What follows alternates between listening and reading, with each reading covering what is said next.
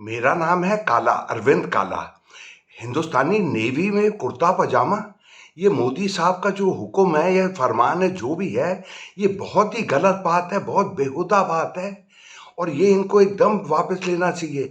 मैं बड़ी हलीम ढंग से उन्हें इन्हें कह रहा हूँ, क्योंकि मैं एक किस्म से फौजी फैमिली के उससे ही आता हूँ, मैं गढ़वाली हूँ। उसके अलावा एक और चीज़ मैं वो चौड़ी चीज़ मैं ये कहना चाहूँगा कि भाई हम लोगों की सारों की ज़िंदगी में रिवायत बहुत ज़रूरी है, परंपरा, ट्रेडिशंस। और ख़ासकर फ़ौज में देखिए, फ़ौज की जो दुनिया है ये एक टापू जैसी है, जजीरा जैसी, आइलैंड जिसको कहते हैं। इनकी बिल्कुल ही दूसरी होती। और जो हिंदुस्तानी फ़ौज है, इसकी बुनियाद ये गोरों ने बनाई थी उन ये 1895 में, 130 साल पहले।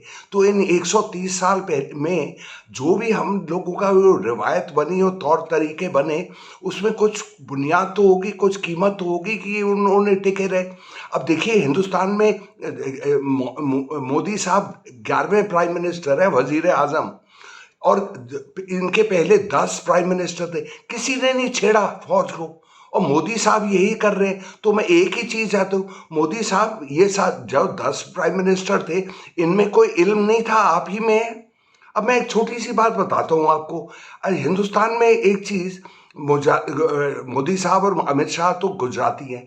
अच्छा, पंजाब रेजिमेंट है, गढ़वाल रेजिमेंट है, सिख रेजिमेंट है, डोगरा रेजिमेंट है, मद्रास रेजिमेंट है, बिहार रेजिमेंट है, दुनिया भर की रेजिमेंट्स हैं। मैं गढ़वाली हूँ, मतलब उत्तराखंड का। और मेरा सूबा है बस 1 करोड़ का, उसमें 2 रेजिमेंट्स हैं, गोरखा राइफल्स और कुमाऊं रेजिमेंट।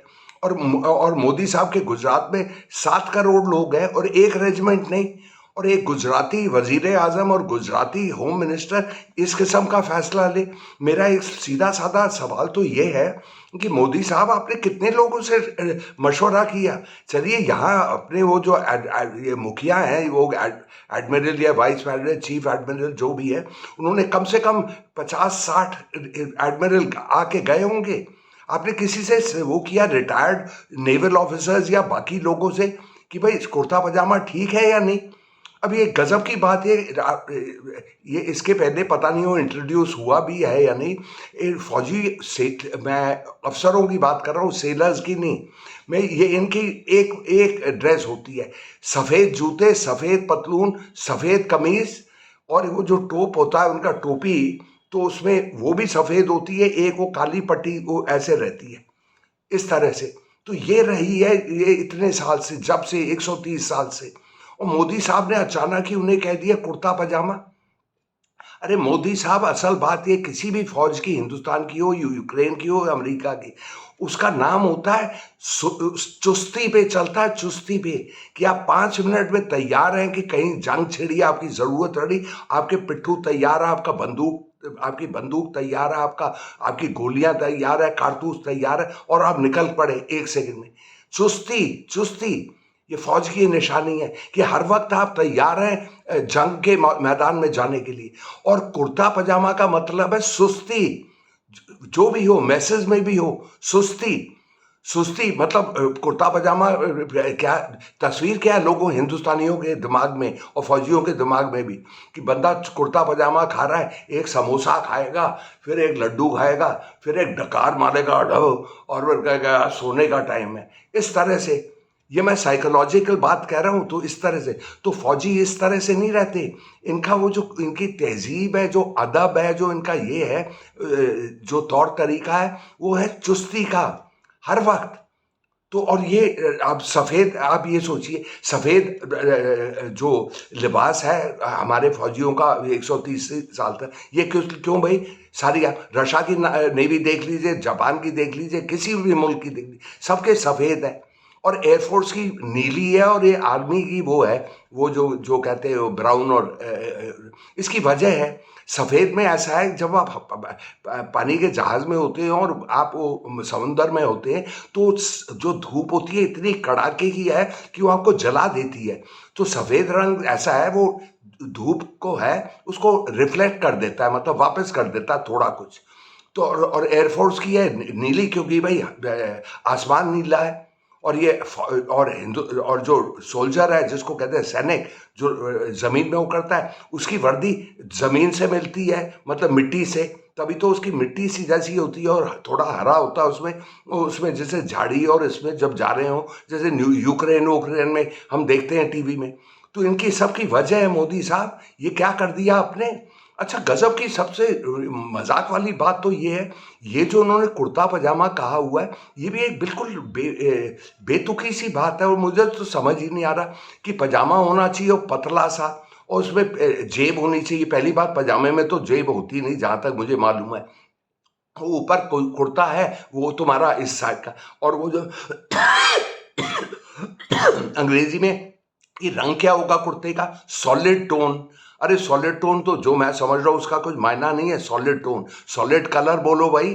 तो इसको कोई लाल रखेगा, कोई पीला रखेगा, कोई नीला रखेगा, कोई जामुनी रखेगा।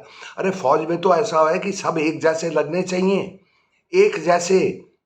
किसी भी फौज में देख लीजिए, उनके बाल भी छोटे होंगे, उनकी वो दाढ़ी नहीं अलाउड है। जैसे आर्मी में आप दाढ़ी नहीं उगा सकते, या किसी ने लंबे बाल किए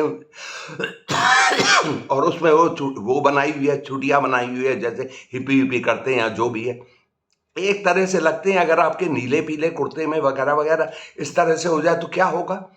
अच्छा, यहाँ पे गजब की बात है, कुर्ता पजामा तो आप वो नेवी में डाल रहे हैं, हिंदुस्तानी नेवी में, जो जो वो, और आपका अपना जो है हिंदुत्व का जो सबसे बड़ा हिमायती है ऑर्गेनाइजेशन है आरएसएस, जो 100 साल पुराना है, वो तो पतलून पहनते हैं। उनकी आप परेड देखिए, वो तो पतलून पहनते। अरे भाई, पतलून क्यों पहनते, तो उनको क्यों नहीं, पहले तो आप उन लोगों को पजामा कुर्ता डलवाइए ना परेड में। लेकिन इनके मुझे मंजूर है कि मोदी साहब ने ये कहा है कि ये मैसेज में होता है, और ना जहाज में होगा या पानी उसमें होगा, ये उसमें लड़ाई के मैदान में ऐसा नहीं होगा। लेकिन इस किस्म की सुस्ती ऐसी होनी नहीं चाहिए। और ऐसा है, कुर्ता पजामा की तो इतनी खराब तस्वीर है, जिसको कहते हैं इमेज है दुनिया की, कि ये तो कुर्ता पजामे में बैठा हुआ है, तो कल ये वो बोलेगा हमारी मांगे पूरी करो, और वो कुर्ते पजामे में बैठ के सड़क में 30-40 वो नेता वो बैठ जाएंगे। तो मोदी साहब ने क्या क्या क्या किया हुआ है, तो ये बिल्कुल नहीं करना चाहिए। और ऐसा है, मेरे केस में मैं आपको बताता हूँ कि मैं तो गढ़वाली हूँ, तो मेरा तो पूरा खानदान, मामा की तरफ से भी और चाचा की तरफ से सब फौज में है।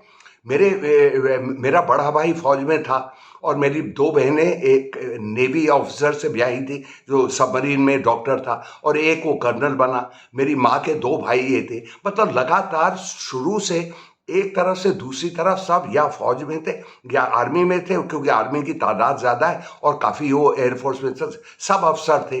खासकर मैं भी फौज ज्वाइन कर लेता, आर्मी ज्वाइन कर लेता, वो मैं कलर ब्लाइंड था, मतलब रंगों में पहचान नहीं। और अगर मैं ज्वाइन करता तो मैं भी फील्ड मार्शल बन जाता, जैसे सैम मानेकशॉ साहब बने।